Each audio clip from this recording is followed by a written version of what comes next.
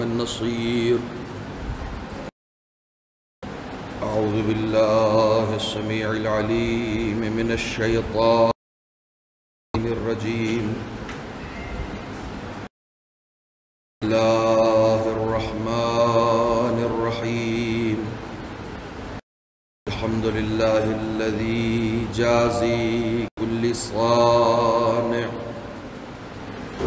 ورايش كل قانع وراحم كل ضارع ومنزل المنافع والكتاب الجامع بالنور الساطع وهو للدعوات سامع وللكربات دافع وللدرجات رافع وللجبابرة قامع فلا إله غيره ولا شيء يعدله ليس كمثله شيء وهو السميع البصير اللطيف الخبير وهو على كل شيء قدير. والصلاة والسلام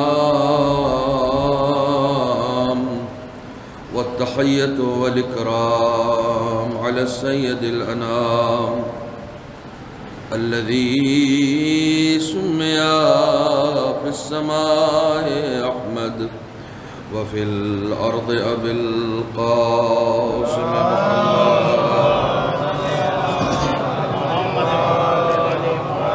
وعلى أهل بيته الطيبين الطاهرين المعصومين المظلومين الذين أذهب الله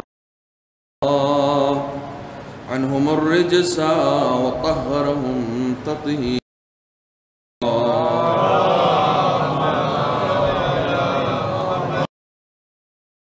دائمة الباقية أعدائهم وغاصب حقوقهم ومنكري فضائلهم أجمعين.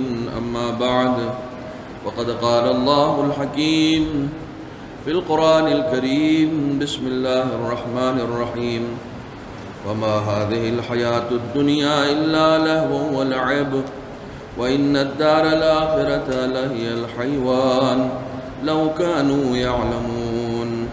صدق الله العلي العظيم.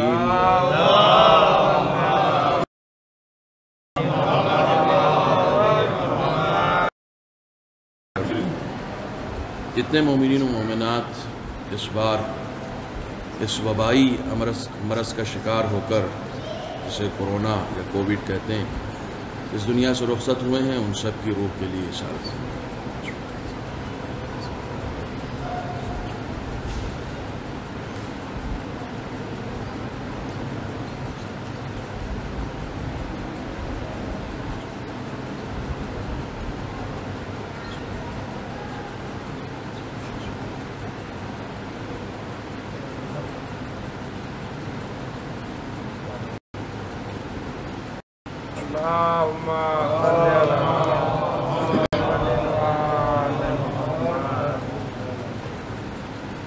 برادران عزیز، جس سلسلے گفتگو کو آپ مسلسل سماعت فرما رہے ہیں آج اس کی چوتھی قسط ہدیہ سماعت ہے. موضوع گفتگو زندگی پس زندگی ہے، یعنی لائف آفٹر لائف.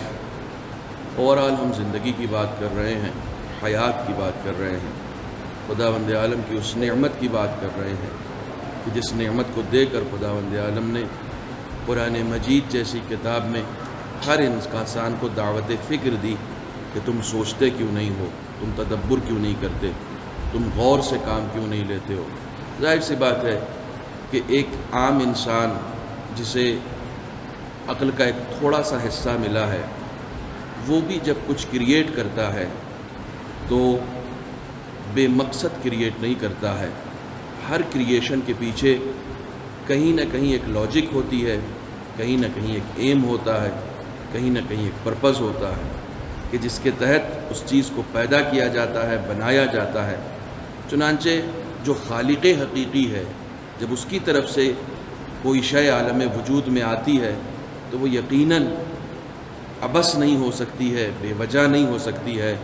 افحسبتم انما خلقناکم عبثا، قرآن مجید نے کہا کیا تم یہ سوچتے ہو کہ ہم نے تمہیں عبث خلق کیا ہے؟ یقیناً ایک مقصد ہے اس کے خلق کرنے کا۔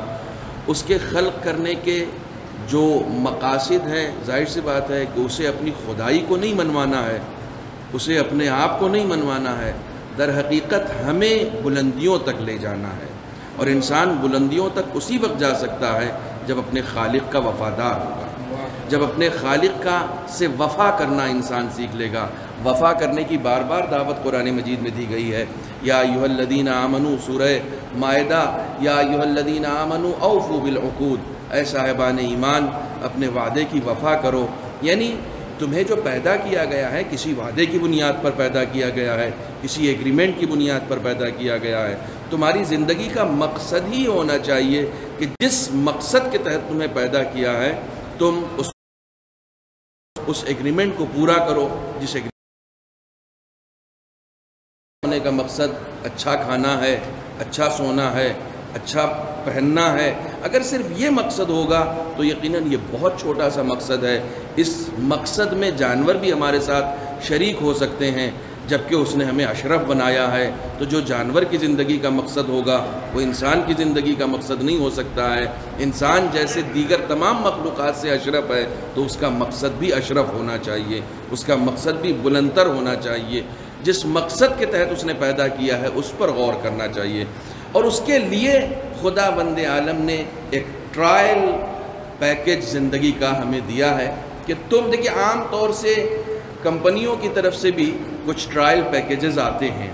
یہ جو ٹیلی فون کی کمپنیاں ہیں وہ بھی ایک ٹرائل پیک دیتی ہیں، لیکن وہ عام طور پر آپ کو اس لیے دیتی ہیں کہ آپ جانچ کرو، آپ دیکھو، اگر آپ کے من کے مطابق یہ پورا اترتا ہے تو پھر آپ اس کا دوسرا پیکیج لے سکتے ہو جو لائف ٹائم ہے، جو مثلاً انلیمیٹڈ ہے پلان، آپ اس کو لے سکتے ہو، ایک ٹرائل پیک۔ اسی طریقے سے زندگی کا ایک ٹرائل پیک خداوند عالم نے ہمیں دیا ہے، لیکن زندگی کو آزمانے کے لیے نہیں دیا ہے بلکہ ہمیں آزمانے کے لیے دیا ہے۔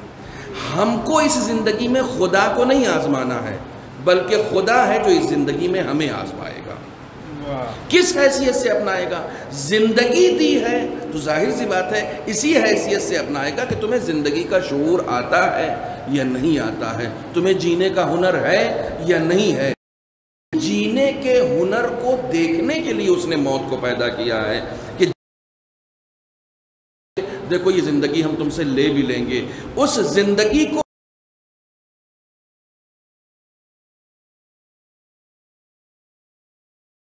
کہ تم کو جو ٹرائل زندگی ہم نے دی تھی اس زندگی کو تم نے کس طریقے سے گزارا ہے۔ میں نے پہلی یا دوسری مجلس میں یہ بات عرض کی تھی کہ قبر یا برزخ یا محشر میں انسان خود اپنے ہی بچھائے ہوئے دسترخوان پر بیٹھتا ہے، وہ کسی اور کے بچھائے ہوئے دسترخوان پر نہیں بیٹھتا ہے۔ خدا نے میرے لیے کوئی دسترخوان قبر میں نہیں بچھایا ہے، وہ دسترخوان خود ہم یہیں پر بچھانے والے ہیں۔ قبر میں جو بھی ہمارے ساتھ ہونے والا ہے، برزخ میں جو کچھ بھی ہمارے ساتھ ہونے والا ہے، اس کے لیے ہم خود ذمہ دار ہوں گے۔ میں نے ایک جملہ عرض کیا تھا، سانپ یا بچھو کہیں باہر سے نہیں آتے ہیں بلکہ وہ ہم خود لے کر جاتے ہیں، وہ کہیں وہاں پر جا کر کریٹ نہیں ہوتا ہے، یہ خود ہم اس کے ذمہ دار ہوتے ہیں، یعنی ہماری اپنی طرز زندگی سے یہ طے ہوتا ہے۔ دیکھیں اب چونکہ کل کی گفتگو میں ہم احتضار تک پہنچے تھے اور آج کوشش کریں گے ہم کہ انشاءاللہ برزخ تک کچھ سفر کریں اور برزخ کا سفر کریں اور اس میں جانیں کہ اس میں ہمارے ساتھ کیا ہونے والا ہے، کس طریقے کی زندگی ہے۔ آپ حضرات ایک صلوات کا سہارا دیں، میں گفتگو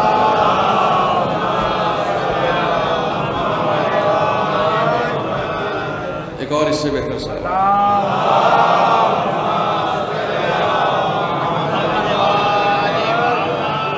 امام حسن علیہ السلام اللہم صلی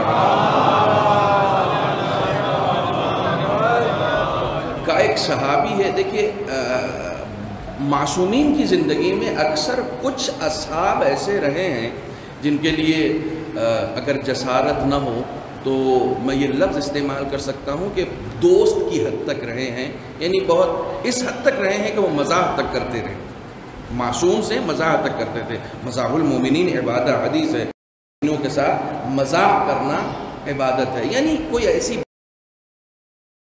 اس میں بہرحال عبادت ہے۔ امام حسن کا ملاقات نہیں کی، بہت دن تک امام سے ملے نہیں۔ امام نے پوچھا کبھی بڑی عجیب و غریب گزر رہی ہے، نہ خدا خوش ہے نہ شیطان خوش ہے نہ میں خود خوش ہوں۔ یہ بڑا اچھا جملہ تھا جو خود، یعنی امام اس جملے پر مسکرانے لگے، کہنے لگے نہیں صرف یہ کہنا کافی نہیں ہوگا کہ نہ خدا خوش ہے نہ شیطان خوش ہے نہ میں خوش ہوں، تمہیں سمجھانا پڑے گا کہ خدا کیوں نہیں خوش ہے، شیطان کیوں نہیں خوش ہے، تم خود کیوں خوش نہیں ہو۔ تو اس نے کہا خدا اس لیے خوش نہیں ہے کہ وہ یہ چاہتا ہے کہ ہم اس کی اپنی زندگی کی ہر سانس کو اس کی اطاعت میں صرف کریں، ہم صرف نہیں کرتے ہیں، لہٰذا وہ خوش نہیں ہے۔ شیطان اس لیے خوش نہیں ہے کہ وہ یہ چاہتا ہے کہ ہم ہر لمحہ سرکشی کریں، لیکن بار بار ہمیں توبہ یاد آ جاتی ہے، ہم گناہ کرتے ہیں تو فوراً توبہ کر لیتے ہیں، اس لیے شیطان بھی خوش نہیں ہے، میں بھی خوش نہیں ہوں، کیونکہ میں چاہتا ہوں کہ زندہ رہوں لیکن مجھے موت آنی ہے۔ میں اس لیے خوش نہیں ہوں کہ میں چاہتا ہوں کہ میں زندہ رہوں لیکن مجھے موت آتی ہے، مجھے موت آ جائے گی، میں اس لیے خوش نہیں ہوں۔ پاس بیٹھے ہوئے ایک شخص نے امام حسن سے پوچھ لیا، مولا فما بالنا نکرہ الموت، آخر ہم موت سے اتنا بیزار کیوں ہیں، آخر ہم موت سے اتنا بھاگتے کیوں ہیں، موت سے اتنی کراہت کیوں ہے؟ عجیب و غریب جواب دیا امام نے۔ یہ امام کا جواب لوح دل پر محفوظ کر لیجئے۔ امام کا جواب ہمارے سارے طبقات، مائک کو ڈسٹرب کر رہا ہے، اس میں اس کا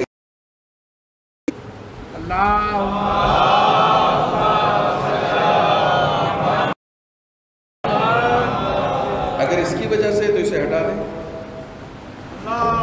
یہ کام کر رہا تھا کل تک۔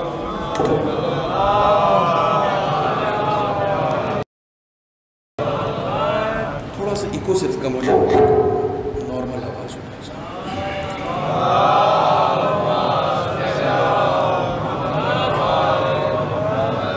ایک مرتبہ مل جل کے سب لوگ صلوات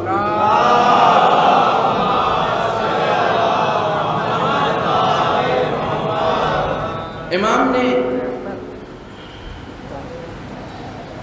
صلوات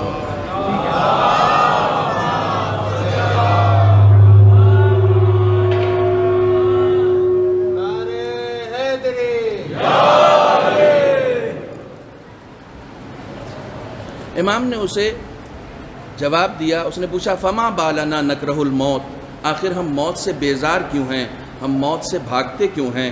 تو امام نے بڑا خوبصورت جواب دیا، لأنکم اخربتم الآخرہ، تم موت سے اس لیے بھاگتے ہو کیونکہ تم نے اپنی آخرت کو خراب کر رکھا ہے، وعمرتم دنیاکم، اور اپنی دنیا کو آباد کر رکھا ہے۔ آخرت خراب کر رکھی ہے اور اپنی دنیا آباد۔ بھائی بند کرنے نہیں کہا تھا یہ ڈسٹرب۔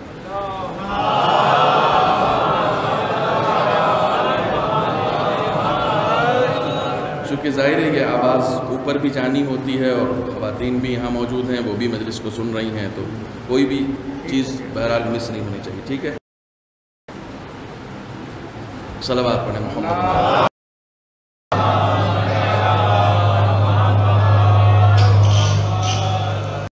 آپ اس کو ہٹا دیں، یہ اس کو بند کروا دیں، یہ اچھا خاصا چل رہا تھا، اس کو کالر والا بند کر دو، کالر والا بند کریں اس کو، نعرہ تکبیر، اس کو بند کریں، یہ اچھا خاصا۔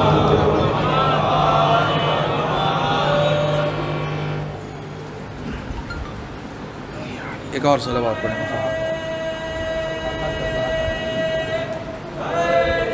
یا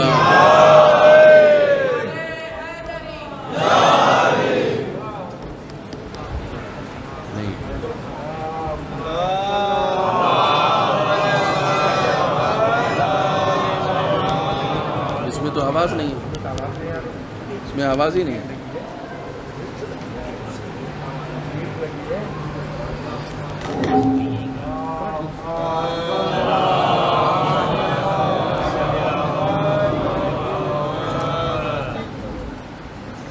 ایک اور صلوات پڑھیں محمد۔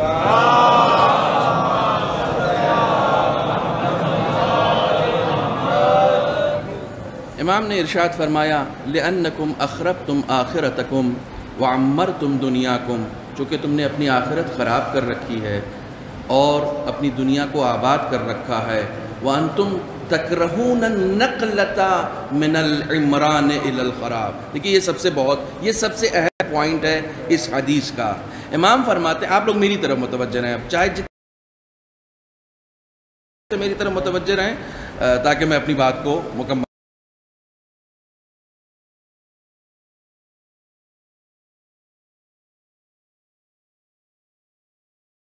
نقلتا من العمران الى الخراب، اور ہر انسان خرابے کی طرف جانے سے کراہت رکھتا ہے۔ کوئی بھی آباد جگہ کو چھوڑ کر خرابے میں ٹرانسفر نہیں ہونا چاہتا ہے، وہاں نہیں جانا چاہتا ہے۔ چونکہ تم نے اپنی آخرت خراب کر رکھی ہے، اپنی عاقبت خراب کر رکھی ہے، اس لیے تم ادھر ٹرانسفر نہیں ہونا چاہتے ہو، منتقل نہیں ہونا چاہتے ہو۔ یعنی ضرورت اس بات کی ہے کہ ہم اپنی عاقبت کو درست کریں، اور اگر آباد کرنا ہے تو اسے آباد کریں جہاں ہمیں ہمیشہ رہنا ہے۔ ظاہر سی بات، یہ بہت مختصر سی لائف ہے کہ جس کو ہم کو گزار کے نکل جانا ہے۔ بہت توجہ رکھیے گا، اسے ہمیں گزار کر نکل جانا، اور اصلی زندگی ہماری وہ ہے جو خدا نے ہمارے لیے چنی ہوئی ہے، جہاں ہمیں ہمیشہ رہنا۔ ظاہر سی بات ہے، ایک طرف ہمیشگی کی زندگی ہے اور ایک طرف ایک مختصر سی زندگی ہے۔ امام فرماتے ہیں وہاں کے لیے اپنی تیاری کرو تاکہ اس زندگی کو درک کر سکو جو زندگی خدا نے تمہارے لیے چنی ہے۔ یہاں پر اس زندگی کو تمہیں خود چننا ہے، اس زندگی کو خراب نہ کرو جس زندگی میں تمہیں ابدیت یعنی ہمیشہ کے لیے رہنا ہے، اس زندگی کی فکر کرو۔ لہٰذا جو روایتیں آپ کی خدمت میں پیش کی گئیں موت کے حوالے سے، عاقبت کے حوالے سے، حالت احتضار کے حوالے سے، کچھ چیزیں کل میں نے آپ کی خدمت میں بتائی تھیں۔ ایک چیز حدیث ادھر سے ادھر ہو گئی تھی، میں اسے پہلے کلیئر کر دوں کہ میں نے فضیل بن عیاض کا جو واقعہ سنایا تھا آپ کی خدمت میں، اور اس نے یہ بتایا تھا کہ 3 چیزیں میرے اندر تھیں جس بنیاد پر وہ تلقین نہیں پڑھ سکا تھا، لا الہ الا اللہ نہیں پڑھ سکا تھا۔ وہ 3 غلخوری تھی، دوسرے حسد، اور میں نے جھوٹ اور فتنہ انگیزی کسے کہتے ہیں؟ فتنہ انگیزی، کل بہت سارے بڑے اچھے سوالات آئے جب میں اس مجلس کو پڑھ کے باہر گیا ہوں، بہت سارے بزرگوں نے بھی نوجوانوں نے بھی سوالات کیے۔ دیکھیے میں ہمیشہ کہتا ہوں سوالات معلومات کی کنجیاں ہیں، سوالات علم کی چابی ہے۔ جتنے سوالات سامنے آئیں گے علم کے دروازے کھلتے چلے جائیں گے۔ ہمارا تعلق باب مدینۃ العلم سے ہے، ہم کسی ایسے گھرانے سے تعلق نہیں رکھتے کہ جہاں زبانیں گنگ ہوں۔ ہم ان لوگوں کے چاہنے منبر پر بیٹھ کر سلونی کا دعویٰ کرتے تھے، لہٰذا ہمارے لیے ہمارا دم نہیں گھوٹتے ہیں بلکہ علم کے دروازے کھولتے ہیں۔ ایک صلوات پڑھیں محمد و آلہ۔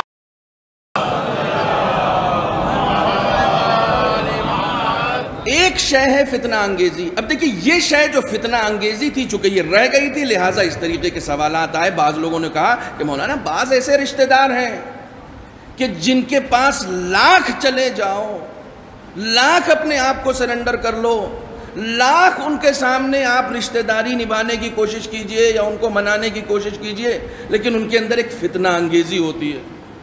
وہ ہمیشہ لڑانے کا ہی کام کرتے ہیں، وہ ہمیشہ ایک دوسرے کے بارے میں گیا تو بہن کی برائی، بہن گئی تو میری برائی، یعنی کچھ ایسا کریں گے تاکہ آپس میں ہمیشہ تضاد رہے۔ خدا کی قسم جب سوال آتا ہے تو سوال کا جواب بھی آتا ہے۔ حسن سلوک رشتہ داروں سے ہے، میں نے فوراً انہیں جواب دیا رشتہ داروں سے حسن سلوک ہے، ابو جہلوں سے حسن سلوک کا حکم نہیں دیا ہے۔ رشتہ دار وہاں بھی ہے، اگر کوئی فتنہ انگیزی کرتا ہے اور وہ ابو لہب جیسا ہے تو قرآن کی آیت نازل ہوتی ہے کہ اس کے ہاتھ ٹوٹ جائیں۔ یعنی جتنا لحاظ رکھنا ہے ان لوگوں کا رکھنا ہے جو لحاظ رکھنے کے لائق ہیں، نہیں ہے کہ ان لوگوں کا بھی لحاظ رکھنا ہے جو اس لائق نہیں ہے۔ جو لوگ فتنہ انگیزی کرتے ہیں، فتنہ انگیزی بڑی خطرناک ہے۔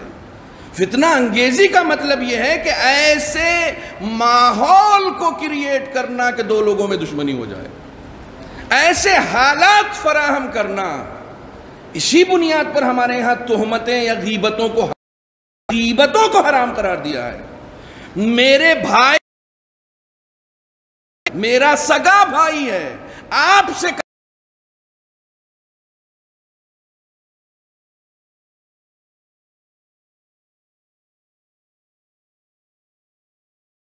بلکہ کچھ آپ ایسا کہہ دیں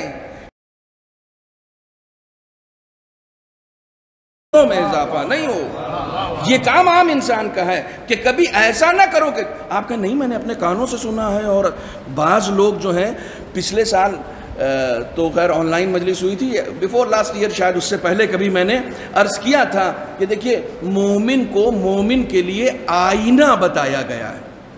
توجہ فرما رہے ہیں، مومن کو مومن کے لیے آئینہ بتایا گیا. آئینے کی صفت یہ ہوتی ہے کہ جب تک آپ اس کے سامنے رہتے ہیں وہ آپ سے بات کرتا ہے. توجہ فرما رہے ہیں، جب آپ آئینے کے سامنے رہے گا، جب دوسرا آتا ہے تو آئینہ اس سے بات کرتا ہے. اس سے بات کرتے ہوئے آپ کی کوئی بات اس سے نہیں کرتا ہے، اس سے اسی کی بات کرتا ہے.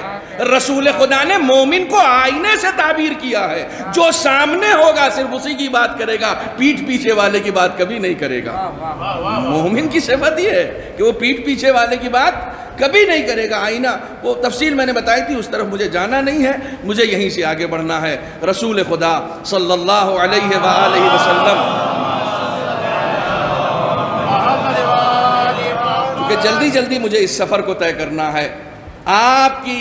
آپ مولا کائنات کی طرف گئے، آپ کو چشم درد کا عارضہ تھا، آنکھوں میں درد تھا، اتنا شدید درد تھا کہ مولا کائنات حضرت علی ابن ابی طالب علیہ السلام نے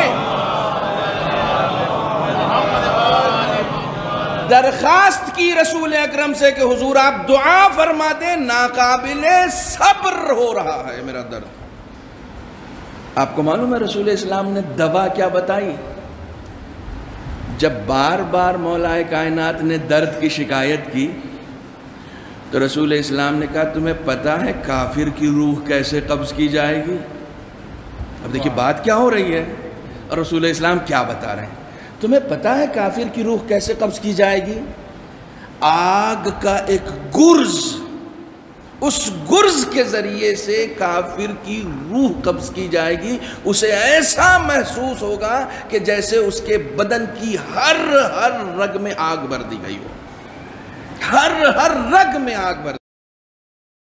تو مولا کائنات اٹھ کے بیٹھ گئے، یا رسول اللہ میری آنکھوں کا درد کم ہو گیا ہے، یہ روایت پھر سے سنائیے. اس کے بعد مولا کائنات رونے لگے اور فرمایا کیا مومنوں کے ساتھ بھی ایسا ہوگا؟ اللہ اکبر، ذہن کو ڈائیورٹ کرنا، کیا مومنوں کے ساتھ بھی ایسا ہوگا؟ رسول اکرم نے کہا نہیں، مگر 3 لوگ جن کے اندر یہ صفتیں پائی جائیں. ٹھیک ہے، 3 لوگ، ان کی روح بہت ہی اذیت کے ساتھ نکالی جائے گی. جو چیزیں رہ گئی ہیں حالت احتضار والی وہ آپ کی خدمت میں عرض کر دوں، نہ یہ کہ رہ گئی ہیں، جو چیزیں میرے معلومات کی رہ گئی ہیں، بہت ساری چیزیں گئی ہیں، ان کو آپ کی خدمت میں عرض کر کے آگے بڑھنا ہے. کیا مومنوں کے ساتھ بھی ایسا ہوگا؟ رسول خدا نے کہا نہیں، مومنوں کے ساتھ ایسا نہیں ہوگا، مگر یہ کہ 3 خصلتیں جن کے اندر پائی جائیں. پہلی، ظالم حاکم، جو ظلم کرتا ہوگا. خود ظلم کی بہت ساری قسمیں ہیں. مولا کائنات نے دعائے کمیل میں ارشاد فرمایا ہے ظلمت نفسی، یعنی اس طریقے سے دعا کرو معبود میں نے اپنے نفس کے ساتھ ظلم کیا. ایک ظلم ہم اپنے نفس کے ساتھ بھی کرتے ہیں، اپنے آپ کے ساتھ بھی ظلم کرتے ہیں، اپنے نفس کے اوپر بھی ظلم ہوتا ہے. جتنے بھی گناہ ہیں وہ اپنے نفس کے اوپر ظلم ہے. کہ ظالم کے ساتھ ایسی ہی روح قبض کی جائے گی. ظالم جو بھی ہوگا اس کی روح ایسے ہی قبض کی جائے گی. آیت اللہ دستغیب شیرازی کا نام سنا، ابھی تذکرہ بھی ہو رہا تھا ان کی کتاب کا. ان کے استاد تھے آیت اللہ انصاری حمدانی نام تھا ان کا، آیت اللہ دستغیب شیرازی کے استاد. وہ کہتے ہیں کہ حمدان اثر تھا جو مر گیا. یہ ظاہر سی بات ہے کہ پڑوسی تھا، لہٰذا میں اس کے تشییع جنازہ میں گیا. لیکن کچھ ہی دور چلنے کے بعد مجھے اس کی اصلی برزخی شکل نظر آنے لگی، جو اس کی اوریجنل برزخی شکل تھی. تھا تو وہ تابوت میں لیٹا ہوا، لیکن اس کی اوریجنل شکل مجھے نظر آنے لگی کہ اسے فرشتے کھینچ کر لے جا رہے ہیں اور خدا سے درخواست کر رہا ہے کہ مجھے معاف کر دے، لیکن کر نہیں پا رہا ہے. خدا سے معذرت چاہتا ہے، خدا سے معافی مانگنا چاہ رہا ہے، لیکن اس کی زبان کھل نہیں رہی ہے. کہنے لگے میں اس کا منظر دیکھ رہا تھا اپنی آنکھوں سے. یہ وہ برزخی آنکھ ہے جو انسانوں کے لیے کھل جاتی ہے.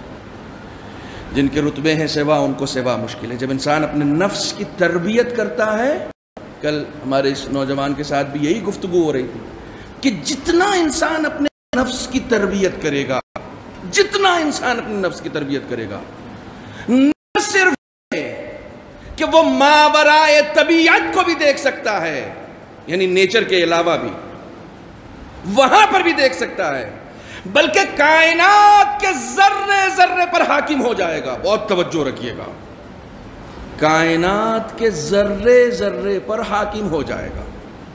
کیوں حاکم ہو جائے گا؟ دوسری مجلس دیکھیں، یہ جتنی باتیں میں کہہ رہا ہوں سب کنیکٹڈ ہیں. پہلے سے میں نے کیا کہا تھا؟ جعل لکم، خلق لکم، سخر لکم. قرآن مجید میں جو آیا نا، تمہارے لیے خلق کیا، زمین، آسمان، دریا، پہاڑ، جو کچھ بھی ہے وہ سب تمہارے لیے خلق کیا ہے. تو جب میرے لیے خلق کیا ہے تو میرے اختیار میں ہونا چاہیے یا نہیں ہونا چاہیے؟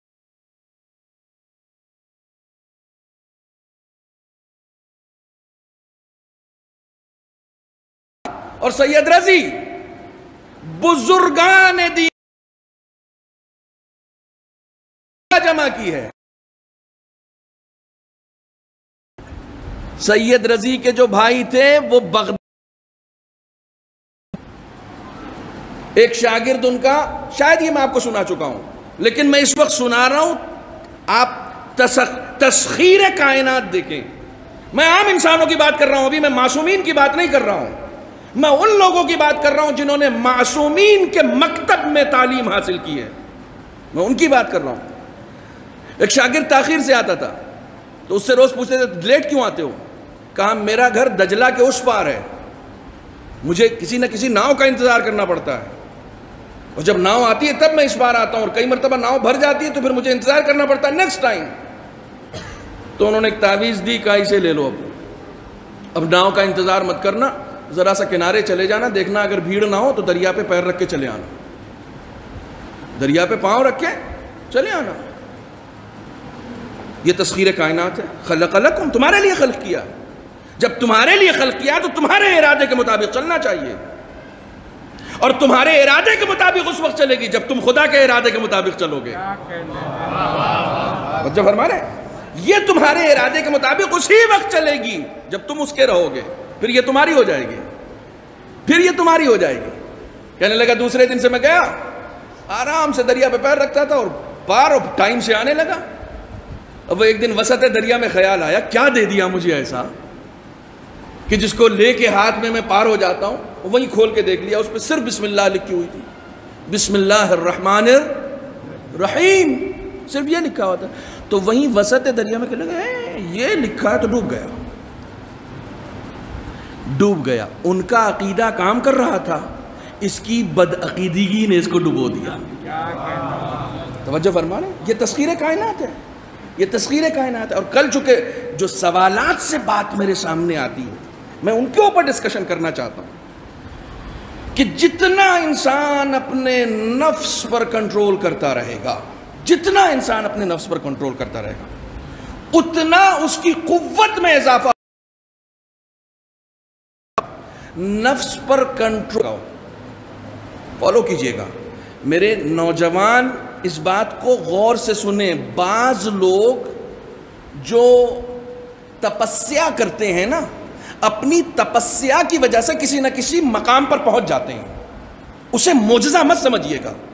میں کلیئر کرنا چاہ رہا ہوں اپنے نوجوانوں کے لیے. بعض ہمارے نوجوان دیکھتے ہیں کہ بھئی یہ کرامت تو اس کے یہاں بھی ہے جو تپسیا کر کے ایک کرامت اپنے اندر لے کر آیا ہے. کچھ دن پہلے ایک ویڈیوز چل رہی تھی کہ بغیر ماچس کے کسی نے دیا جلا دیا. ہو سکتا ہے، ہو سکتا ہے تپسیا سے یہ چیز آ سکتی ہے، کیونکہ خدا نے یہ کہا ہے کہ جتنا تم اپنے نفس کنٹرول کرو گے میں دنیا پہ تمہارا کنٹرول بڑھاتا جاؤں گا۔ دنیا میں بھی مل رہا ہے۔ 3 قسم کے لوگ ہیں، پہلے وہ سنا دو، ظالم حاکم، مومنین میں ظالم حاکم اور یتیموں کا مال کھانے والے، اور تیسری جھوٹی گواہی دینے والے، وہ یہاں کا تھا جس کو میں نے کل ادھر عرض کر دیا تھا، اس لیے کلیئر کرنا تھا مجھے، لیکن اب آپ اسے سن لیں، اس کے بعد پھر میں دوسرے مرحلے میں داخل ہوں۔ ایک صلوات پڑھیں محمد و آل محمد۔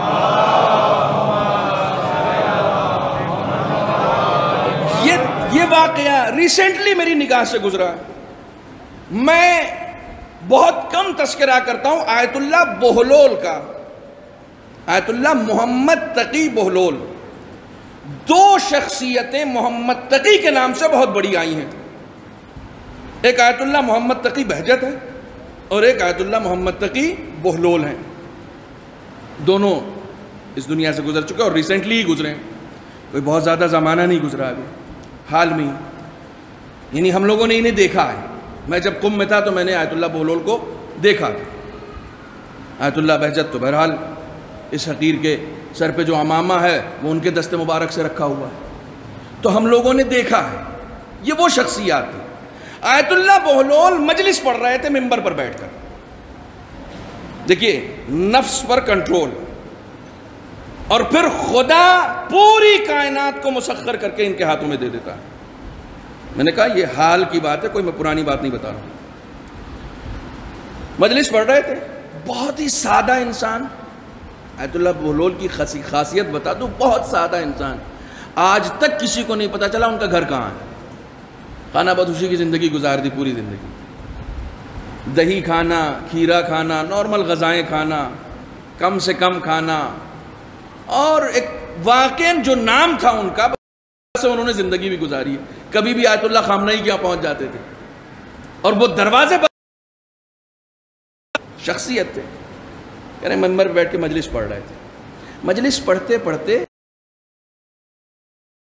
تو ناک سے غلاظت نکل گئی، رومال نہیں تھا ان کے پاس، فالو کی، ہر چیز کے پیچھے کچھ نہ کچھ ریزن ہوتا ہے، تو وہ تھوڑی دیر سامنے مجمع ہے، اب کوئی اس طرح کا انسیڈنٹ کسی کے ساتھ ہو جائے تو ظاہر سی بات ہے کہ بہت ہی زیادہ اٹپٹا ہو جائے گا اس کے لیے۔ جو اس جگہ کے مولانا تھے جو نیچے بیٹھے ہوئے تھے، وہ ٹوپی لگائے ہوئے تھے اور بڑی قیمتی ٹوپی تھی، ایران میں ٹوپی کا چلن بہت ہے، وہ بڑی قیمتی ٹوپی تھی، انہوں نے 1 سیکنڈ کے لیے بھی نہیں سوچا کہ میری ٹوپی کتنی مہنگی ہے، فوراً اتارا اور ان کو ہاتھ میں دے دیا تاکہ لوگوں کو پتہ نہیں چلے کہ ہوا کیا ہے، اور یہ جلدی سے اس غلاظت کو صاف کرنے اور نارمل ہو جائے، چونکہ ظاہر سی بات ہے کہ ایک انسیڈنٹ ہو چکا تھا، تو انہوں نے فوراً اپنی ٹوپی اتاری اور فوراً آیت اللہ بہلول کے ہاتھ میں پکڑا دیا اور انہوں نے بہرحال اس کو صاف کیا۔ اس کے بعد پھر مجلس ختم ہو گئی، مجلس ختم ہوئی تو مولانا کا ہاتھ پکڑ کے ان کے کمرے میں لے گئے، پہلے شکریہ ادا کیا، کہنے لگے کوئی خواہش بھی ہے؟ کہا کہ خواہش تو ہم لوگوں کے دل میں بہت ساری ہے، کہنے لگے سب سے بڑی خواہش کیا ہے؟ کہا ہمیں تو کربلا نجف کی زیارت کی خواہش ہوتی ہے، اور کیا ہوگی؟ کہا جاؤ غسل زیارت کر کے آؤ۔ یہ وہ زمانہ ہے کہ جس زمانے میں آسانی سے آپ پلین پکڑیں اور چلے جائیں، نہیں ہے، یہ وہ زمانہ نہیں ہے، انقلاب بھی نہیں آیا، حالات بھی اچھے نہیں ہیں، صدام کی حکومت ہے، یہ وہ زمانہ نہیں ہے، نہ آنا جانا ہے، کچھ بھی نہیں ہے، کہنے لگے جاؤ غسل زیارت کر کے آؤ، ہو سکتا ہے کہ یہ خود زیارت یہیں سے پڑھوائیں گے، گئے غسل زیارت کر کے آ گئے، ہاتھ پکڑا، کہا 2 قدم میرے ساتھ چلو، آنکھیں بند کر دینا، 2 قدم ان کے ساتھ چلے، کہا آنکھیں کھول دو، اب جو آنکھیں کھولا تو دیکھا حرم امام حسین کے سامنے کھڑے،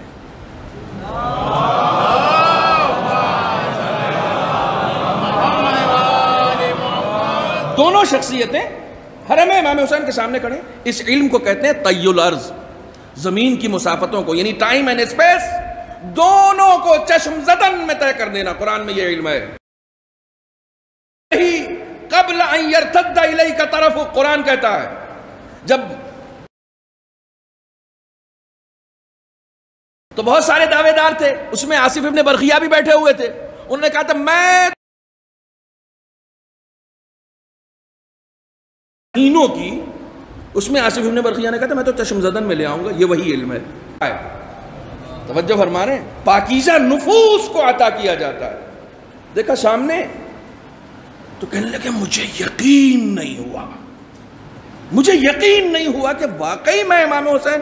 تو انہوں نے کہا میں نے خود آیت اللہ بہلول سے پوچھا کیا میں خواب دیکھ رہا ہوں یا سچ؟ کہنے امام حسین کے روضے کے سامنے کھڑے ہو، جاؤ زیارت کرو. کہنے کہ دونوں لوگ آئے، زیارت کی اشرف میں، مولا کائنات کے روضے کے سامنے کھڑے. کہا وہاں پوری زیارت کی، اور زیارت کرنے کے بعد واپس آ گئے. علیکم السلام. واپس آ گئے، ایران واپس آ گئے، اپنے وطن واپس آ گئے. واپس آئے تو کہنے لگے میں نے آیت اللہ بہلول سے کہا کہ جب نجف اور کربلا کی زیارت کرا دی تھی تو سامرہ اور کاظمین کی بھی کرا دیتے. تو انہوں نے کہا کہ تمہاری طلب ہی اتنی تھی. توجہ کیا آپ نے؟ تمہاری طلب ہی اتنی تھی. سے صرف کربلا اور نجف نکلا تھا، اگر کاظمین اور سامرہ اور جاتا ہے. دیر سے نہیں جاگا کرو، فوراً جاگا کرو. صلوات پڑھیں محمد و آل محمد.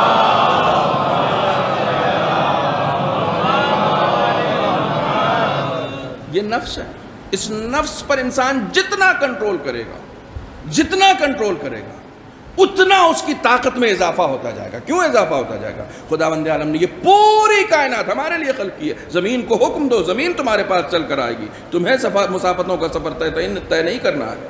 زمین کی مسافتوں کو تمہیں نہیں طے کرنا پڑے گا، یہ تمہارے انڈر کنٹرول آ جائے گی. یہ صرف نفس کے اوپر، اس کی تعلیمات ہمارے یہاں ہیں. آج زندہ ہیں آیت اللہ جوادی آمولی حفظہ اللہ تعالی، مفسر قرآن ہیں، بڑی شخصیت ہیں. امام خمینی نے راجدوت بنایا تھا ان کو، گورباچوف کے پاس بھیجا تھا. حیات ہیں.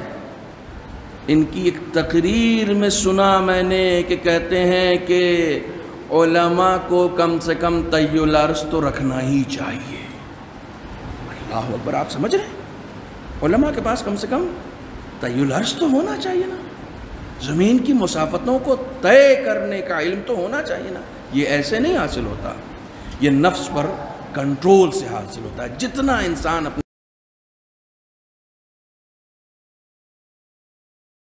ایک صلوات پڑھیں محمد.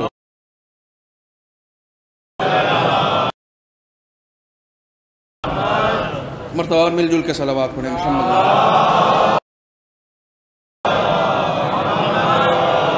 اس حوالے سے چند معروضات اور آپ کی خدمت میں عرض کرنا تھا، لیکن اب چونکہ میرے دامن وقت میں گنجائش نہیں ہے، میں برزخ کا ایک چھوٹا سا تعارف آپ کی خدمت میں عرض کرتا ہوں، اور وہ بھی امام جعفر صادق علیہ السلام کی خدمت.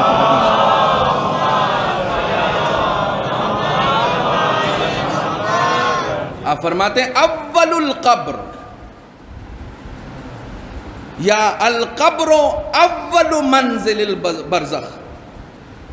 قبر جو ہے وہ برزخ کی پہلی منزل ہے. یہیں سے انسان برزخ میں داخل ہو جاتا ہے، یہیں سے انسان. اور چونکہ انسان کا جسم اور روح، ایک بات اور بھی چلوں، آپ لوگوں نے سنا ہوگا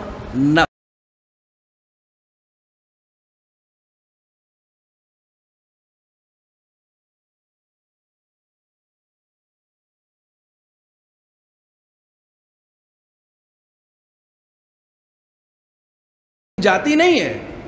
میں نے کل برزخ کا فاصلہ ہم سے اور آپ سے بتایا تھا کہ کیا ہے، زمانی یا مکانی فاصلہ نہیں ہے، صرف ادراکات کا فاصلہ ہے، شعور کا فاصلہ ہے، بالیدگی کا فاصلہ ہے، وجود کا فاصلہ ہے. ٹھیک ہے، وجودی فاصلہ ہے. ہم اسی جگہ رہ کے اپنی برزخ کو دیکھ سکتے ہیں. ہمارے یہاں حکم ہے غسل دو تو گرم پانی سے نہیں دو. مردے کے جسم پر گرم پانی نہیں ڈالو، اسے کروٹ بھی بدلو تو آسانی سے بدلو، آہستہ سے بدلو، ایسے نہ بدلو کہ اسے اذیت ہو. کیا مطلب؟ اب تو اس کی جسم میں روح رہی نہیں. اذیت کے کیا معنی؟ کہا جب روح نکلتی ہے تو کہیں جاتی نہیں ہے، وہیں رہتی ہے. چونکہ اتنی جسم سے مانوس ہوتی ہے لہٰذا وہ مسلسل اسے واچ کرتی رہتی ہے، اور جب کوئی بھی مردے کو الٹتا پلٹتا ہے تو وہ چیختا ہے، اس کی چیخ کوئی نہیں سن پاتا ہے کہ نہیں اسے اذیت ہو رہی ہے. حکم ہے کہ جب میت کو لے جا رہے ہو تو ڈائریکٹ جا کے سیدھے قبرستان میں نہ رکو، پہلے 1-2 منزل پہ رکو، جنازے کو رکھو، تھوڑی دیر ٹھہرو، پھر اٹھاؤ۔ یہ سب مسائل بیان ہونے چاہیے۔ ایک جگہ رہنے کے بعد درود پڑھ دیا، آیت الکرسی پڑھ دی، قرآن مجید کی تلاوت کر دی، لا الہ الا اللہ پڑھتے رہو اس کے ساتھ، پھر دوبارہ گئے، پھر ایک جگہ رکھو، فوراً لے جا کر قبر میں نہ اتار دو اسے، چونکہ وہ ایک غیر مانوس جگہ جا رہا ہے، وہ وہاں جا رہا ہے۔ آپ صرف اس بات پہ تعریف نہ کریں کہ ہمارا والا زندہ ہے، ہم اسے کہتے ہیں اسمع، افہم، سن، سمجھ، وہ سب کچھ سمجھ، جو بھی اس دنیا سے مرتا ہے وہ سب کچھ دے، فیکٹ ہے۔ اگر زندہ نہیں ہوگا تو عذاب کے کیا معنی؟ مرنے کے بعد بھی وہ زندہ ہے اور عذاب جھیل رہا ہے۔ عذاب اسی وقت ہوگا نا جب وہ زندہ ہوگا، تو زندہ سب رہتے ہیں، روح جو ہے ان کے بدن کے آس پاس رہتی ہے اور وہ ساتھ ساتھ جاتی ہے، ٹھیک ہے؟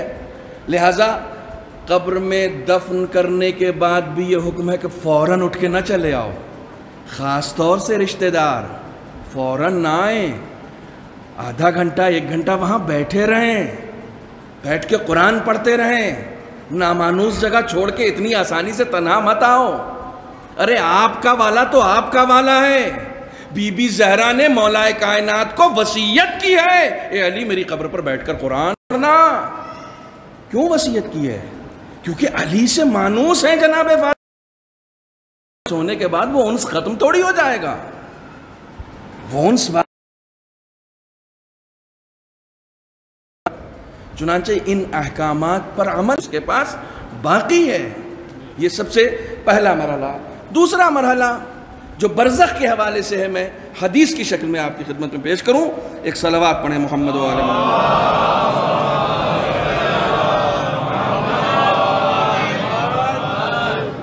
امام جعفر صادق علیہ السلام کی حدیث، آپ فرماتے ہیں البرزخ کیا ہے؟ برزخ هو القبر منذ حین موتہ الی یوم القیامہ، جب تک قیامت نہیں آئے گی، اس کی موت سے لے کر جب تک قیامت نہیں آئے گی، اس دورانیے کو برزخ کہتے ہیں، ٹھیک ہے؟ اس برزخ میں انسان کس جسم کے ساتھ رہتا ہے، کون سی باڈی کے ساتھ رہتا ہے، کیا یہی وہ باڈی؟ نہیں، یہ وہ باڈی ہے جو قبر میں رہتی ہے، ٹھیک ہے؟ یہ وہ باڈی ہے جو قبر میں رہتی ہے، اس سے کوئی مطلب نہیں، اس سے کوئی مطلب نہیں۔ لیکن مثالی جسم ہوتا بھی رہا ہوتا، بہت توجہ رکھیے گا، میں برزخ کو تھوڑا سا ایکسپلین کرنے کی کوشش کر رہا ہوں۔ پی بھی رہا ہوتا ہے، ٹھیک ہے، اس کے پاس غذائیں، اس کی غذائیں ایسی بھی قرب خدا کا سبب ہوتی ہیں۔ کاش میں اپنی بات کو سمجھا سکوں۔ اس کی غذائیں بھی، یعنی جو غذائیں لیتا ہے وہ غذائیں بھی خدا کے قرب کا سبب ہوتی ہیں، یعنی اس کا کھانا بھی خدا کے قرب کا سبب ہوتا ہے۔ برزخ کی زندگی میں اور اس دنیا کی زندگی میں ایک بہت چھوٹا سا فرق یہ ہے کہ یہ زندگی سوشل ہوتی ہے، وہ انڈیویجول ہوتی ہے۔ جنت کی بھی زندگی سوشل نہیں ہے، یاد رکھیے گا۔ برزخ، جنت، قبر، یہ سب سوشل نہیں ہے۔ سوشل اسے کہتے ہیں جہاں ایک دوسرے کی مدد کی ضرورت ہوتی ہے، اور میں پہلے ہی کہہ چکا ہوں یوم یفر المرء من اخیہ، یہاں سب ایک دوسرے سے بھاگیں گے، کیوں؟ کسی کو کسی کی مدد کی ضرورت ہے، محتاجی نہیں ہے وہاں سب انڈیویجول زندگی ہے، وہاں سوشل لائف۔ برزخ میں سوشل لائف نہیں ہے، ہر ایک کی اپنی زندگی ہے، ہر ایک کی، یعنی وہاں فردی زندگی جینا ہوتا ہے، اور اس مثالی جسم کے ساتھ جینا ہوتا ہے کہ جسے آپ خواب میں دیکھ رہے ہوتے ہیں۔ یہ اس کی مثال ہے، وہ نہیں ہے۔ یہ خدا بند عالم نے خواب دکھائے ہی اس لیے ہیں تاکہ تم کچھ برزخ کو سمجھ سکو۔ بظاہر تم بستر پہ سوتے رہتے ہو لیکن لندن کی سیر کر آتے ہو، تم تو بستر پہ سو رہے ہو لیکن لندن کی سیر کر آئے، ویسے ہی تمہارا جسم قبر میں سو رہا ہوگا لیکن برزخی آسائشیں تمہیں مل رہی ہیں، ٹھیک ہے؟ اور اس میں انسان، میں نے بہت سارے خواب دیکھنے والے ایسے دیکھے ہیں کہ جنہوں نے اگر خواب میں کچھ کھایا ہے تو اٹھنے کے بعد اس کا مزہ تک ان کے منہ میں رہا، اس کا مزہ تک ان کے منہ میں رہا. یہ ہوتا ہے چونکہ مثالی جسم نے کیا تھا تو اس کی روح میں وہ مزہ پایا جاتا تھا, لہٰذا وہ مزے کا تعلق ہی روح سے ہے, اس کی روح بات پائی جاتی تھی. بہت سارے لوگ ایسے ہوتے ہیں, دیکھیے بہت اہم ہے,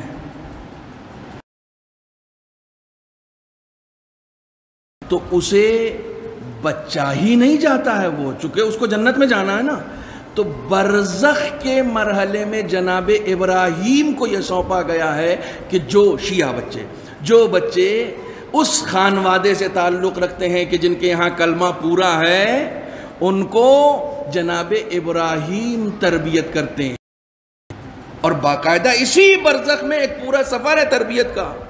توجہ, برزخ میں ایک چیز جو ہے وہ ہمیشہ رہے گی, انسان ہوگا, اس کی معرفت میں بھی بہت اہم بات کہہ رہا ہوں, برزخ میں بھی اضافہ ہوگا, معرفت میں بھی اضافہ ہوگا, اور اس کی منزلت میں بھی اضافہ ہوگا. دلیل آپ بہت اچھا سن رہے ہیں, دلیل کیا ہے؟ تشہد آپ پڑھتے ہیں, تشہد میں عام طور سے ہمارے ہاں تشہد پڑھنے کے بعد ایک بات اور کہی جاتی ہے, وَتَقَبَّلْ شَفَاعَتَهُ وَارْفَعْ دَرَجَتَهُ. یہ کس کے لیے کہتے ہیں آپ؟ اہل بیت کے لیے کہتے ہیں کہ ان کی شفاعت ہمارا نصیب فرما اور ان کے درجات میں, اس کا مطلب برزخ میں درجات بلند ہوتے رہتے ہیں, بلندی پر پہنچتے رہتے ہیں. حدیث آپ کی خدمت میں سناؤں, امام محمد باقر علیہ السلام,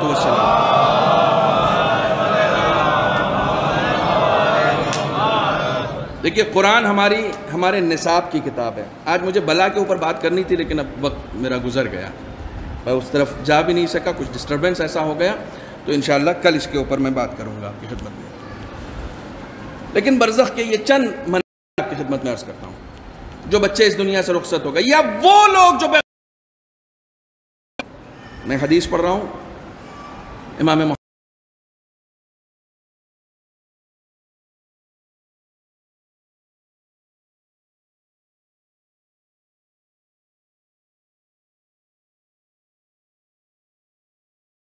توجہ, پوچھا کیوں چاہتے ہو؟ کہا مجھے سورہ توحید بہت پسند ہے, میں چاہتا ہوں اسے خوب پڑھنے کا مجھے موقع ملے. روایت میں ہے سورہ توحید زیادہ سے زیادہ پڑھیں, خوب پڑھنے کا موقع ملے. تو اس کا مطلب بامعرفت تھا, طول عمر دنیا کے لیے نہیں چاہتا تھا, خدا کے لیے چاہتا تھا. امام نے فرمایا کہ جانتے ہو اگر کوئی قرآن پڑھنے کا عاشق اس دنیا سے رخصت ہو جائے اور قرآن نہ پڑھ پائے, نہ یہ کہ نہ پڑھ پائے, حالات نہ ہوں, اسباب نہ ہوں, اس نے ساری کوشش کر لی ہو, ٹھیک ہے, یہ نہیں کہ اگنور کا قرآن پڑھنا کہاں ضروری ہے صاحب, ٹھیک ہے, نہیں, اس نے اپنی ساری کوشش کر لی ہو اور اس کے بعد اگر وہ قرآن نہ پڑھ سکا ہو تو امام فرماتے ہیں علم فی قبرہ, اسے قبر میں پڑھایا جائے گا. یہ ہے برزخ. کیوں پڑھایا جائے گا؟ لِيَرْفَعَ اللَّهُ بِهِ فِي دَرَجَتِهِ, اسی کے ذریعے سے خدا اس کے درجات میں بلندی کرے گا. کیوں؟ اس لیے کہ فَإِنَّا دَرَجَاتَ الْجَنَّةِ عَلَىٰ آيَاتِ الْقُرْآنِ فَيُقْرَأْ فَارْفَعْ. امام فرمی تلاوت پر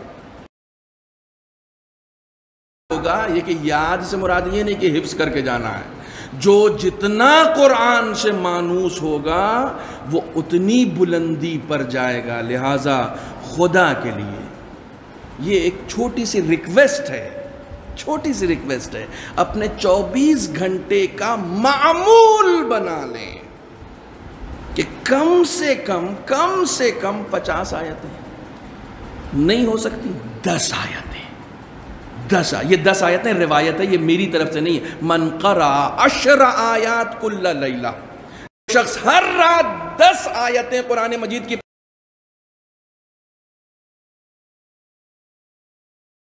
کہ قبر میں پوچھا جانے والا پورا پیپر آؤٹ ہو چکا ہے.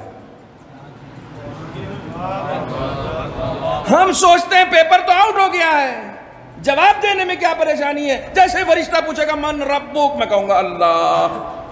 جیسے ہی فرشتہ پوچھے گا من نبیک، میں کہوں گا محمد. جیسے ہی کہے گا من امامک، تو میں علی سے لے کے 12ویں امام تک کا نام لے لوں گا. جیسے وہ کہے گا تو میں قرآن کا نام لے لوں گا. نا آیت اللہ جواد سوال کرے گا نا من ربک، تو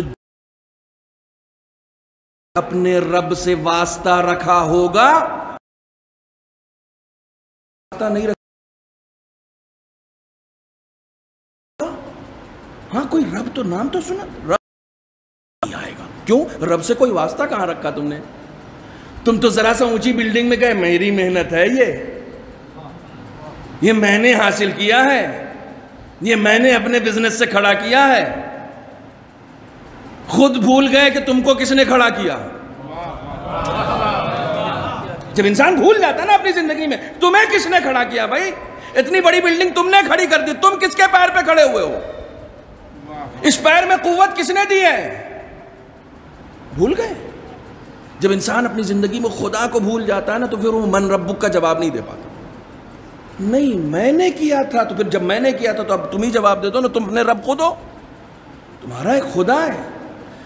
ہر لمحے انسان کو خدا کو یاد رکھنا چاہیے. اور یقین جانے تہران کے ایک عظیم مرجع تھے، میرے ذہن سے اس وقت نام نکل رہا، میرے استاد کہتے ہیں میں ان کے پاس گیا اور جانے کے بعد انہوں نے کہا کہ اب میرے استاد سے کہنے لگے ارے وہ ایک حدیث تھی نا معصوم کی، وہ کیا حدیث تھی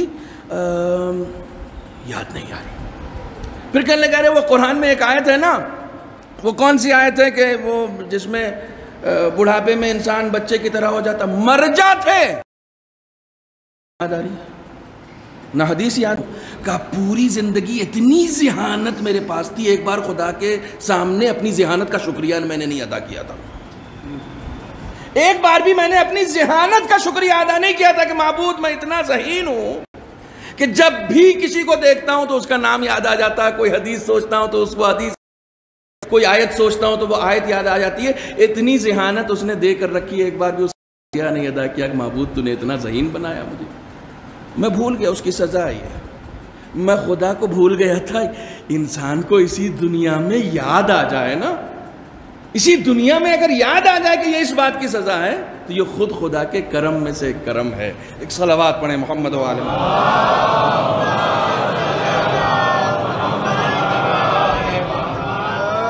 آج کچھ باتیں مجھے اور عرض کرنی تھی لیکن بہرحال چونکہ اب دامن وقت میں گنجائش نہیں رہی. یہ وہ برزخ کا سفر ہے کہ جو ایک پوری زندگی ہے. اب دیکھ لیجئے یہاں پر میں نے اسپیس پھر ختم ہو جاتا ہے.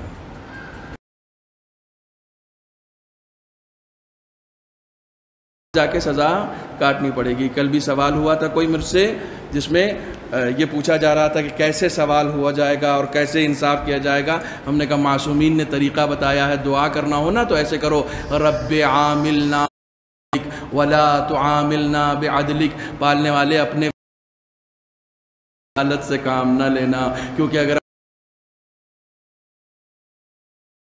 فضل سے کام لینا، دنیا کی ساری عدالتوں میں آپ جج آپ خدا سے کہتے ہیں معبود انصاف نہ کرنا، اپنے کرم سے کام لینا، چونکہ جب وہ کرم سے کام دے گا. ایک آخری حدیث، اس کے بعد مصائب سنیں گے آپ، ہے اور بہت اہم ہے، بہت اہم. امام فرماتے ہیں کہ اربع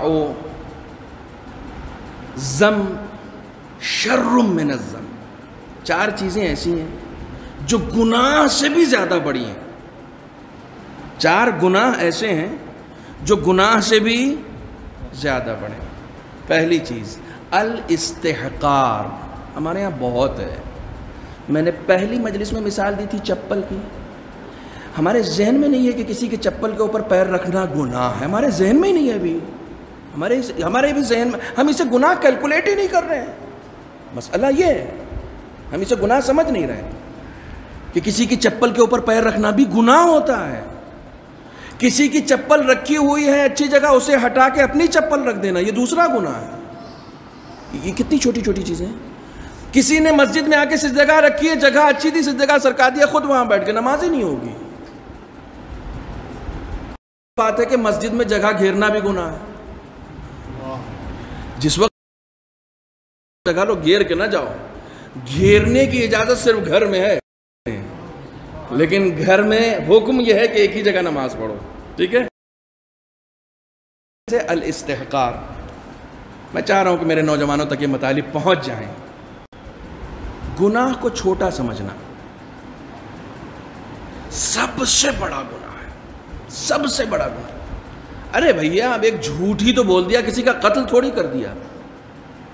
جھوٹ شاید اتنا بڑا گناہ نہ ہو، لیکن اس کو چھوٹا سمجھنا اس سے بڑا گناہ. امام فرماتے ہیں اربع من الذنب شر من الذنب، 4 گناہ ایسے ہیں جو گناہ سے بھی زیادہ بڑے ہیں. اپنے گناہ کو چھوٹا سمجھنا. دوسری چیز الافتخار، اپنے گناہ پر پراؤڈ کرنا. ہونا نا، یہ کہاں ہوتا ہے؟ ہوتا ہے. ہمارے یہاں ہو رہا ہے، ہمارے یہاں ہو رہا ہے. ارے یار بڑی زبردست ٹوپی پہنائی اس کو. افتخار. اپنے آپ کو اسمارٹ سمجھ رہے ہیں کسی کو ٹوپی پہنا کے. ٹوپی پہنانا کوئی فخر کی بات تھوڑی ہے. میں محترم سے بزرگوار سے بات کر رہا تھا. ہمارے یہاں بیویوں پر جوکس بنائے جاتے ہیں، اور جن کے ساتھ ناجائز رشتے ہوتے ہیں ان کے اوپر فخر کیا جاتا ہے.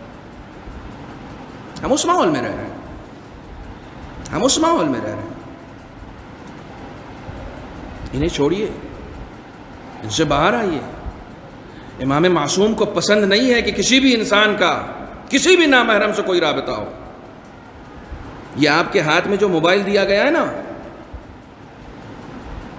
اس کا صحیح استعمال کیجئے. دشمن نے آپ کو اس موبائل کو دینے کے بعد انٹرنیٹ بھی دے دیا. پتہ نہیں اس کا نام نیٹ کیوں رکھا. یہ نیٹ نہیں، یہ جال ہے. یہ آپ کو پھنسایا گیا ہے. اور میں انٹرنیٹ کے معنی ڈھونڈ رہا تھا کہ انٹرنیٹ کے معنی کیا ہیں، تو انٹرنیٹ کے معنی کہیں نہیں ملے مجھے. اور کسی کو ہو تو میرے علم میں اضافہ ہوگا. انٹر الگ چیز ہے، نیٹ الگ چیز ہے. انٹر کے معنی ہے دفن کرنے کے، اور نیٹ کے معنی ہے جال کے. یہ ایک ایسا جال ہے جو انسان کو جیتے جاگتے دفن کر دیتا ہے. اور میں نے بہت سارے اسیر ایسے دیکھے، رشتہ داروں کو چھوڑ دیا اسی میں لگے ہوئے ہیں، دفن ہو گئی ان کی زندگی، اسی میں کھویا ہوا ہے. چینل بنایا ہے یہاں کی عزاداری کے حوالے سے. الحمدللہ ہمارے یہاں کے قوم کے نوجوان جو چینلز بناتے ہیں، جیسے پہلے یہ چلا رہے تھے پنجتنی جو چلاتے ہیں، الحمدللہ وہ فروغ عزا کے لیے یا اس کے لیے چلاتے ہیں. اس میں بھی میں بھی گجرات گیا تھا تو وہاں میں نے کہا تھا کبھی بھی اپنے سبسکرائبرز کے بڑھنے کی دعا اس لیے مت کرنا کہ تم یہاں سے کما سکو، اس لیے کرنا تاکہ حسین کے پیغام کو نشر کر سکو. اس لیے کرنا. نیت اپنی اچھی رکھو، نیت اپنی اچھی رکھو. تمہارے حصے کا رزق تم کو مل جائے گا. نیت اپنی اچھی رکھو. یہ پوری طریقے سے اس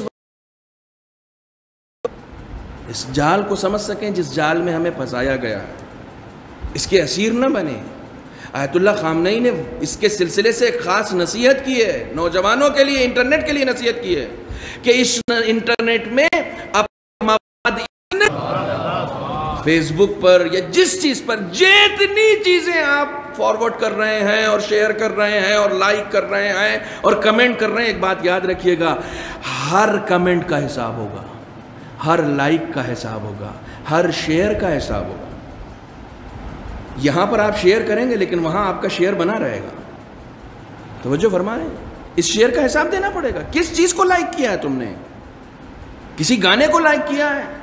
کسی ڈانس کو لائک کیا ہے؟ کس چیز کو لائک کیا ہے؟ شیخ بہائی نے ایک واقعہ نقل کیا ہے کہ ایک شخص کو آخری وقت میں جب تلقین کرنے لگے تو وہ غزل پڑھنے لگا. اس کو کہہ رہے ہیں لا الہ الا اللہ بولو. وہ کہہ رہا ہے کہ عربی کا پورا شعر ہے کہ وہ کہاں گئی وہ عورت جو حمام منجاب کی جانب جا رہی تھی. تو معلوم ہوا کہ اس کا واقعہ یوں ہوا کہ پرانے زمانے میں خواتین جب حمام کی طرف جاتی تھی تو کسی کے اوپر اس کی نظر پڑ گئی اور اس نے اس سے پوچھ لیا کہ صاحب وہ یہ حمام کہاں پر ہے، تو اس نے اپنے ہی گھر کو بتا دیا کہ یہی تو ہے وہ حمام. تو وہ گھر کے اندر گئی تو اس نے گناہ کا ارادہ کیا اور جب گناہ کا ارادہ کیا تو وہ بہرحال عورت جو ہے وہ اپنے عفت کی حفاظت کرنا جانتی تھی. اس نے کہا کہ ٹھیک ہے اگر آپ ایسا چاہتے ہیں تو میں اپنے آپ کو سجا تو لوں, سنوار تو لوں, اور یہ کہہ کے وہ وہاں سے بھاگ نکلی. پوری گناہ کیا نہیں تھا لیکن پوری زندگی اس گناہ میں اسیر رہا. اسے اتنا شوق تھا اس کا کہ آخری وقت میں لا الہ الا اللہ نہیں کہہ سکا. اسیر نہ بنے, اسیر نہ بنے.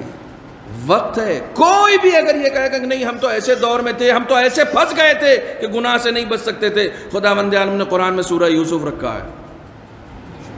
کہا ہے کہ پڑھو. تم اگر ایسی کوئی بھی مثال لے کر آؤ گے تو میں یوسف کو لے کر آؤں گا کہ گناہ کے جال میں پھنسنے کے بعد بھی اگر کوئی خدا کو پیش نظر رکھتا ہے تو خود کو بچا سکتا ہے, خود کو بچا سکتا ہے. اور ایک بات یاد رکھیے گا, میں شاید ہر مجلس میں یہ بات کہوں گا, توبہ کا وقت صرف ابھی ہے. بس آج کے بعد توبہ نہیں ہوگی, آج کے بعد توبہ کا وقت ختم ہو جائے گا. اور ایک دوسری بات یاد رکھیے گا, تین طرح کے رشتے ہوتے ہیں. کسی کے بارے میں نے پوچھا کہ آپ ان کو جانتے ہیں تو آپ کہیں گے کہ ہاں جانتے ہیں. کسی کے بارے میں نے کہا ان کے بارے میں کیا ہے, کہا یہ تو میرے دوست ہیں. کسی کے بارے میں نے پوچھا یہ کون ہے, کہا ارے یہ میرے رشتہ دار ہیں. کتنے رشتے ہوئے؟ جانتے ہیں, دوست ہیں, رشتہ دار ہیں, 3 ہوئے. کسی اور کے بارے میں نے پوچھا ان کو جانتے, ارے میں ان سے محبت کرتا ہوں. بتائیے ان چاروں میں سب سے زیادہ عزیز کون ہے؟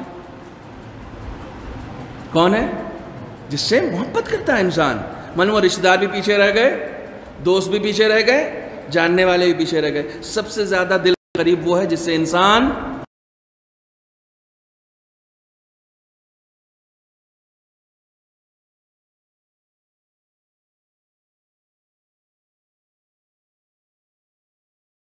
والوں سے. کو دلیل دے دوں, شہدائے کربلا کتنے؟ 72 کے نام یاد ہیں؟ نہیں ہے نا. میں آپ کو 5 نام بھی بولوں گا نا گنانے کے لیے, تو اس 5 نام میں بھی آپ سب کو بھول سکتے ہیں, حر کو نہیں بھول سکتے. جانتے ہیں کیوں؟ کیونکہ اللہ اس سے محبت کرتا ہے, اس کا نام ذہن سے بھولنے نہیں دیتا ہے, کیونکہ وہ توبہ کے دروازے سے آیا ہے. وہ توبہ کے دروازے سے آیا ہے, اللہ اس کا نام بھولنے نہیں دیتا. کوئی توبہ کے دروازے سے اگر آتا ہے تو اللہ اسے زندہ جاوید بنا دیتا ہے. آج ہی موقع ہے, آج ہی موقع ہے. آج کے بعد موقع نہیں ملے گی. جب انسان سوچ لے گا کہ نہیں آج کے بعد نہیں موقع ملے گا, توبہ کر کے پلٹ جاؤ خدا کی طرف. حقیقی وقت یہی ہے, حقیقی وقت یہی ہے. اور کس شان کے ساتھ آیا تھا, کس شان کے ساتھ آیا تھا. میں ابھی اناؤ میں ایک شب بیداری پڑھنے گیا تھا, تو میں نے وہاں یہ جملہ کہا تھا کہ شب بیداری اگر کرنا ہے تو وہ شب بیداری کریں جو حر نے کی تھی, کہ شام میں کسی اور خیمے میں تھا, صبح حسین کے خیمے میں پہنچ گیا تھا. شب بیداری ایسی ہونی چاہیے. شب بیداری کا مطلب یہ ہے کہ تمہارے اندر ایک انقلاب آ گیا. شب بیداری رات بھر جاگ کے امام حسین کی چائے پینے کا نام نہیں ہے.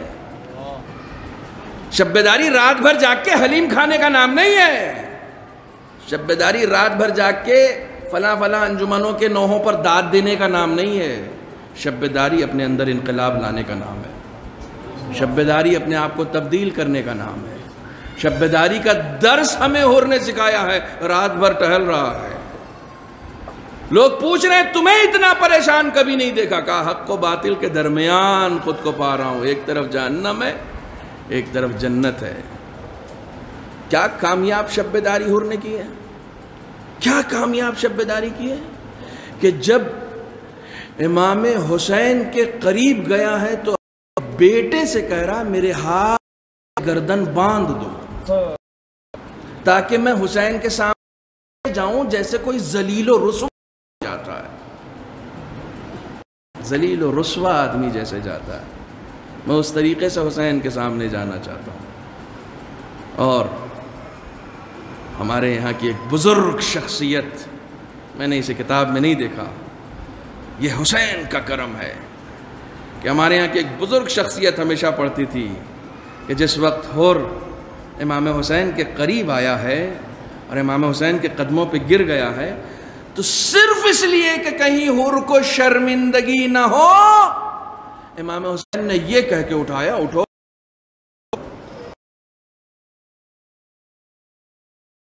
ماضی نہیں پوچھتا، توبہ کرنے والے سے کبھی اس کا ماضی نہیں پوچھا جاتا۔ آپ کی زندگی میں بھی کوئی آپ سے ہاتھ بڑھانے آئے نا، ہاتھ ملانے آئے، تو کبھی اس سے اس کا پاسٹ مت پوچھئے گا۔ اگر وہ آ گیا ہے تو حسین کی سنت یہ ہے کہ اسے گلے سے لگا لو، پھر اس سے اس کا ماضی نہیں پوچھا جاتا۔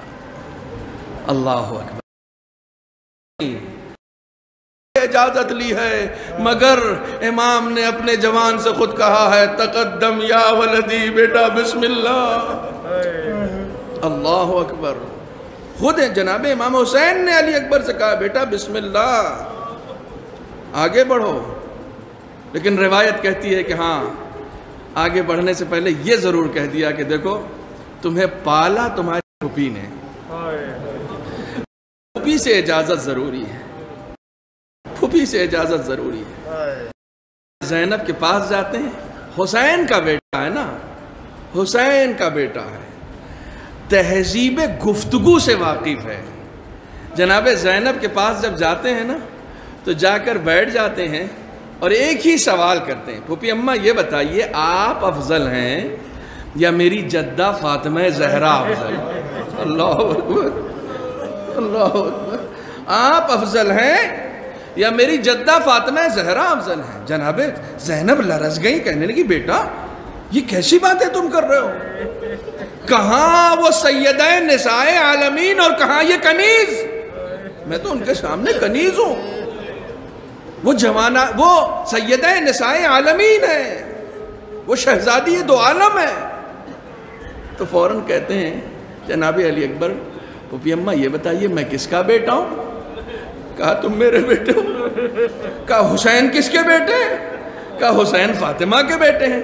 کہا پھر اپنے بیٹے کو فاطمہ کے بیٹے پر قربان کیوں نہیں کر دیتی؟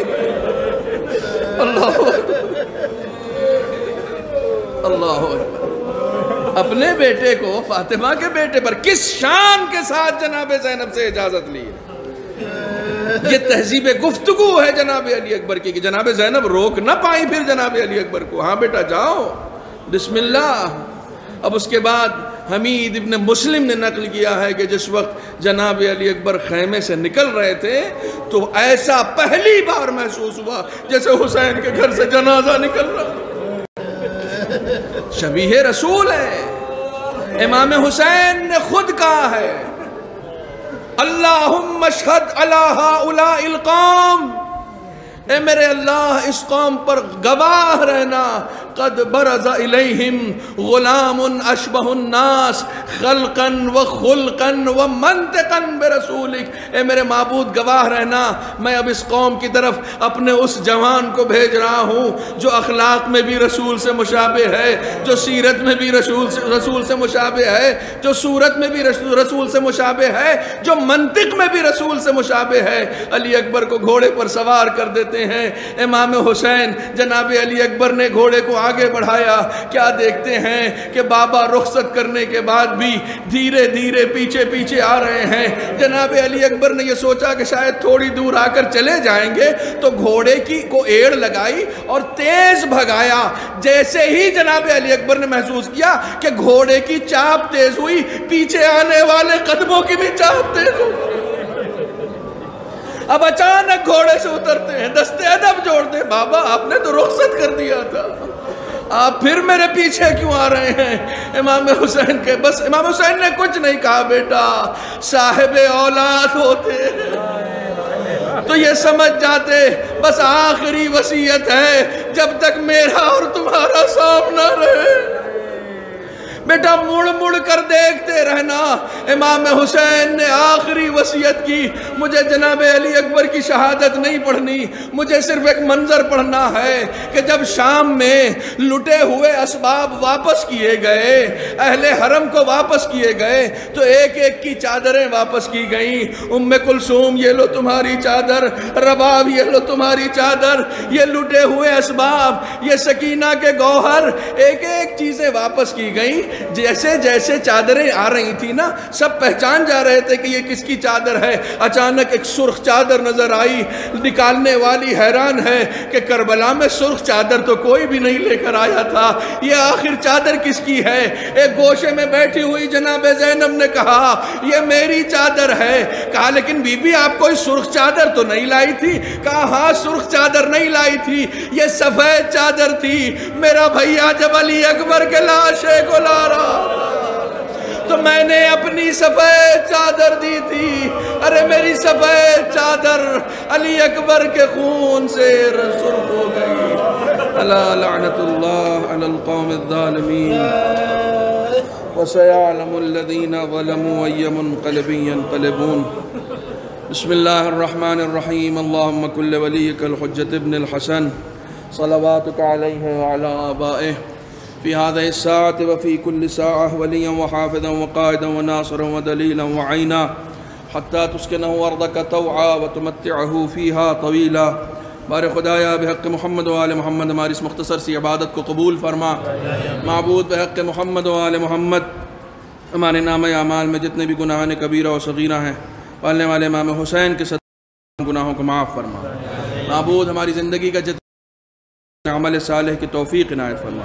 معبود ہیں بالخصوص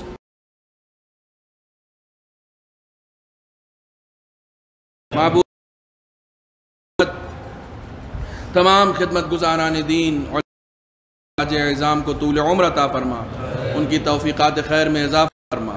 پالنے والے اس مجلس میں شریک ہونے والے جو کسی مجبوری کی بنیاد پر شریک نہیں ہو سکے سب کی حاجات شریعہ کو قبول فرما. تمام بے روزگاروں کو روزگار عطا فرما. تمام مقروضین کے قرض کو ادا فرما. جو روزگار سے لگے ہیں انہیں ترقی عنایت فرما.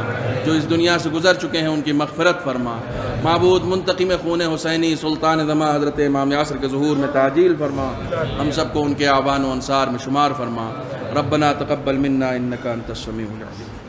آپ حضرات سے ایک بار پھر گزارش ہے سورہ حمد اور 3 مرتبہ سورہ اخلاص کی تمام مومنین و مومنات کے ارواح